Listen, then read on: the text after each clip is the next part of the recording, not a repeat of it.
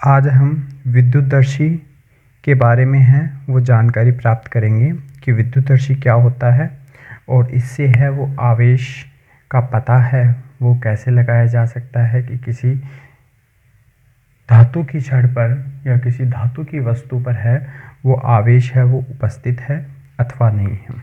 तो इसके लिए हम इस उपकरण का वो उपयोग करते हैं। ये उपकरण क्या कहता है कि यह एक सरल उपकरण है।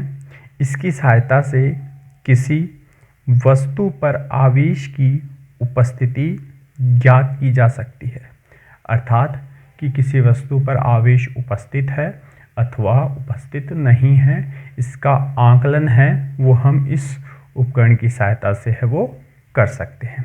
इसके लिए एक कांच के पात्र में एक ऊर्ध्वाधर धात्विक छड़ को स्वर्ण पत्ती से संलग्न करके कॉर्क की सहायता से चित्रानुसार व्यवस्थित करते हैं। तो इसके लिए मैं डायग्राम बनाने की कोशिश करता हूँ। ये हमारे पास एक कांच का वो पात्र है और इस कांच के पात्र के अंदर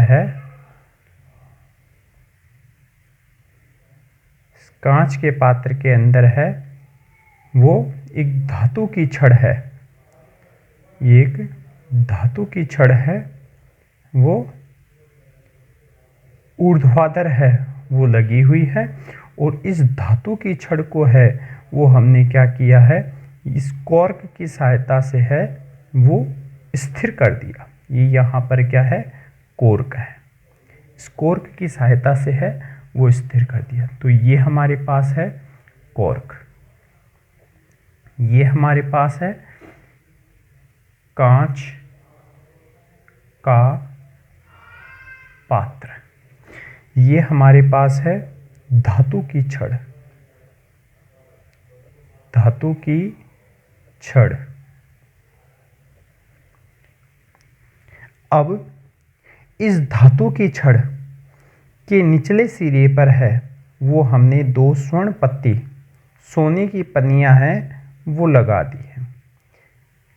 ये हमने दो सोने की पन्नियां वो इस पर लगा दी और यहाँ पर इस धातु की छड़ के ऊपरी सिरे पर वो हमने क्या किया एक घुंडी उसको व्यवस्थित किया इसे हम क्या कहेंगे, घुंडी।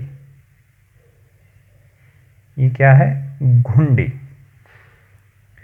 अब इसके घुंडी से के समीप वो हम किसी आवेशित चालक छड़ को वो लेके आते हैं, जिस पर वो क्या पॉजिटिव आवेश है। कैसा आवेश है? पॉजिटिव आवेश है। तो इस पर पॉजिटिव आवेश होने के कारण इस धात्विक घुंडी की सहायता से आवेश वो इस चालक छड़ पर वो समान रूप से वो वितरित हो जाता है।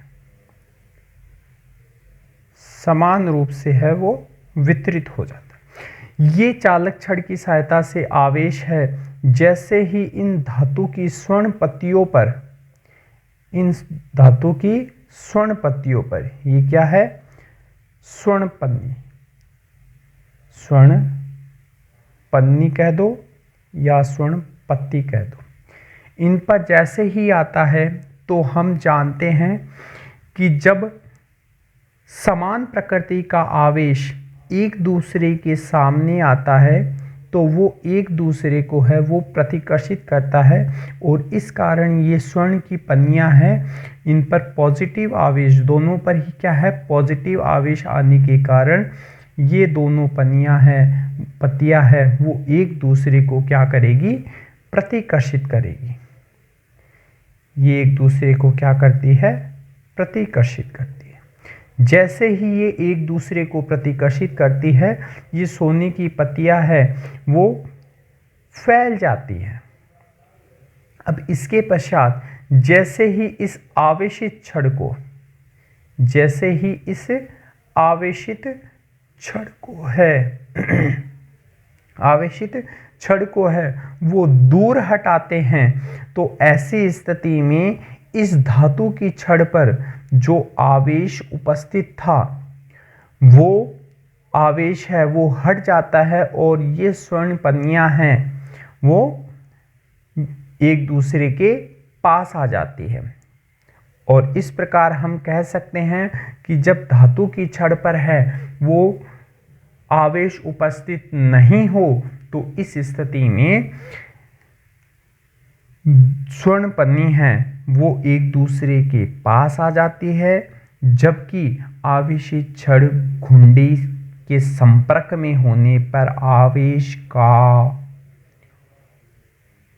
स्थानांतरण है वो चालक छड़ पर समान रूप से होने के कारण स्वर्ण पन्नियों पर आवेश है वो आने पर ये एक दूसरे को क्या करती है, प्रतिकर्षित करती है। आ गई बात समझ में? तो इस आधार पर हम कह सकते हैं कि आवेशित छड़ को चित्रानुसार धात्विक घुंडी के समीप लाने पर आवेशित छड़ पर उपस्थित आवेश चालक छड़ पर समान रूप से वितरित होकर स्वर्ण पन्नी पर पड़ता है, जिसके कारण दोनों स्वर्ण पन्नी समान आवेश से आवेशित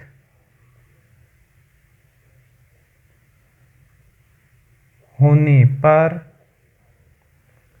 एक दूसरे को